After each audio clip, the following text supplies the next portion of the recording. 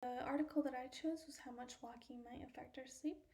So, what this article stated was in previous studies that they found, it was more focused on actual exercise, more like strenuous exercise, and how it affects sleep. So, what they wanted to find was an article, like a research study that actually focused more on walking and physical activity, which is what they found at the University of Brandeis University.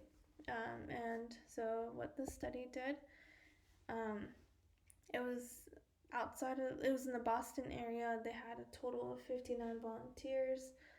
So that's basically what the New York Times article gave the gist of when it came to that. It did say the inclusion also was that they had to be healthy enough to walk, at least 35 years old, and they had to have a full time job. So when it came to the actual research article, if you read it, it was more into depth. It did say that 72% of the participants were females. Did give more information on the study design, which was a 4-week randomized controlled trial. Um, it also, in the article, like the New York Times article, all it states is that it's the device that they use for counting step is just a device, and they do questionnaires, and that how they tested sleep was just through the questionnaire. With the article, it did say that they used the Fitbit Zip, and that they used the Pittsburgh Sleep Quality Index test to measure the amount of sleep and the sleep in general for the participants. Um, so the results did show right here that there was no significant difference between both groups. All of the actual like New York Times article stated was that the more physical activity one did, the better sleep quality was basically told. That was assessed from the participants, and that it was individualized between day to day. They also did state that there was an average of 7,000 steps. Um, but the journal article in particular did state that there was no significant effect on sleep efficiency and duration.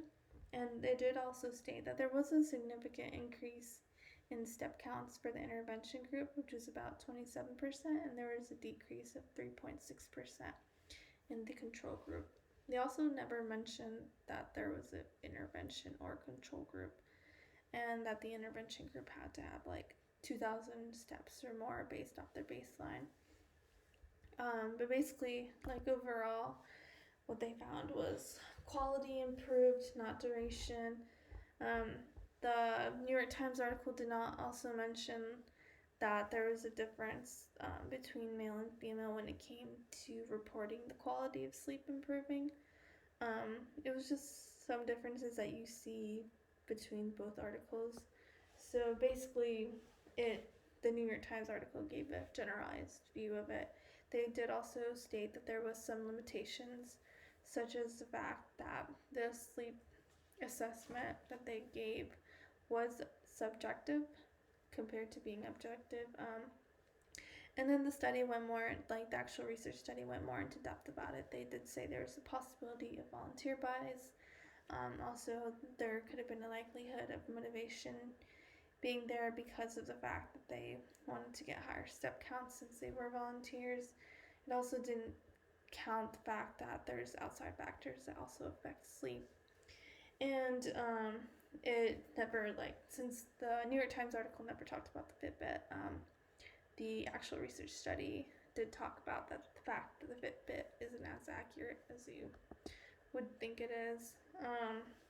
But basically, both articles did state that there should be some future studies done, like the actual New York Times article and like the report they found. Um, but I also believe that like future studies would be really good to look at. In particular, the research study stated at the end that seeing having a research study comparing men and women more specifically would be something I want to look at, and something I would want to look at is like how physical activity can maybe do more of an impact on duration of sleep, or just have more information on it, since it's not something that's really been looked at. But yeah, thank you guys for watching.